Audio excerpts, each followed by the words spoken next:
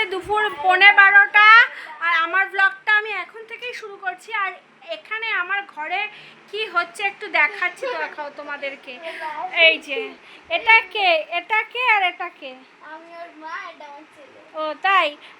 তা এবার তুই কি করছিস এখানে? ওকে পড়াচ্ছি। তাই লিখছি তো আমি। বাবা, তুমি তোমার লেখা লেখো না, আর এখন তুমি ছোট দিদি বইয়ে লিখতে এসছো?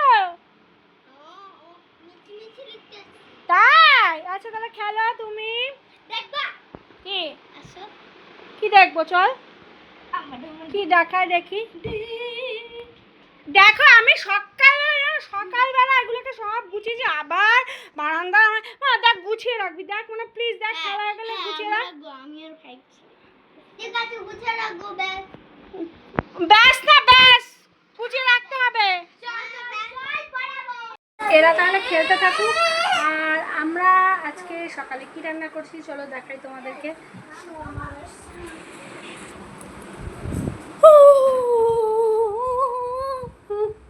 এই হলো শুক্তো করেছি, কিন্তু এর মধ্যে পেঁপেটা দেওয়া হয়নি, এই যা। আর এই যে টক ডাল আর পুঁই শাক।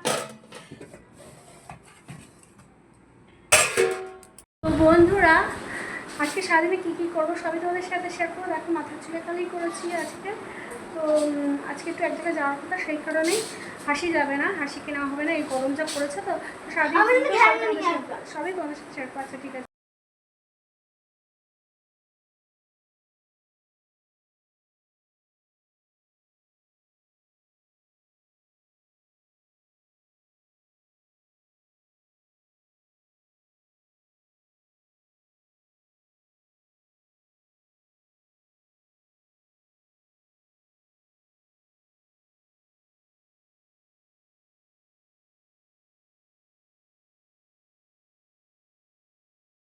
বাড়ি থেকে তো বেরিয়ে পড়েছি, আমাদের গন্তব্য হলো কলকাতার চাঁদনি মার্কেট। আসলে আমাদের যে স্ট্যান্ড ফান্ড পাখাটা আছে না, তার একটা সমস্যা হয়েছে, তার একটা পার্টস পাওয়া যাচ্ছে না সোদপুরে। তো সেই কারণে আমরা চাঁদনি মার্কেটে গেছিলাম, আর টুকটাক কিছু কেনাকাটি ছিল সেজন্যও গেছিলাম। ইলেকট্রনিক্স তো কেনাকাটি তো করলাম, কিনেছিলাম তোমাদের দেখাইছি যে একটা এক্সস্ট ফ্যান কিনেছি, আর টুকটাক কিছু কিনেছিলাম। তো গরম প্রচণ্ড পরিমাণে লেগেছিলো, তো এই মার্কেটে পুদিনা পাতার শরবত বিক্রি করছিল, এত সুন্দর খেতে ছিল না, ভারী টেস্টি ছিল। তো আমি আর হাসির বাবাও খেয়েছিলাম এক গ্লাস করে।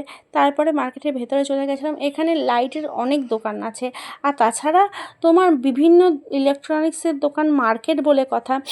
তো যাই হোক, এখান থেকে কেনাকাটি সেরে আমরা শিয়ালদার দিকে রওনা দিলাম। এই দেখো এই দোকানগুলোতে না তোমার গ্যাসের ওভেন থেকে শুরু করে চপার, তারপর শিয়ালদায় যেগুলো আসছিলাম তখন এই দোকানটা আমরা ঢুকলাম ডালপুরি আর তরকারি খাওয়ার জন্য। এই দোকানটা থেকে না আমরা আগেও খেয়েছিলাম, মানে নীলরত্ন হাসপাতাল উল্টো দিকে, তো ফ্লাইওভারের সামনেই এই দোকানটা। এর ডালপুরি আর তরকারির স্বাদ অতুলনীয়।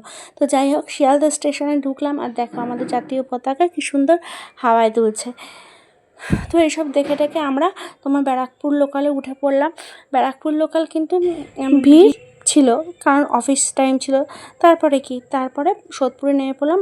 হাসি বায়না করেছিল যে আমার জন্য একটা কিছু খেলনা আনতে হবে, তো ওর জন্য একটা খেলনা কিনে বাড়ির পথে রওনা দিলাম, মানে বাড়িতে চলে আসলাম। তো সবাই ভালো থেকো, সুস্থ থেকো, তোমাদের সাথে আবার দেখা হবে।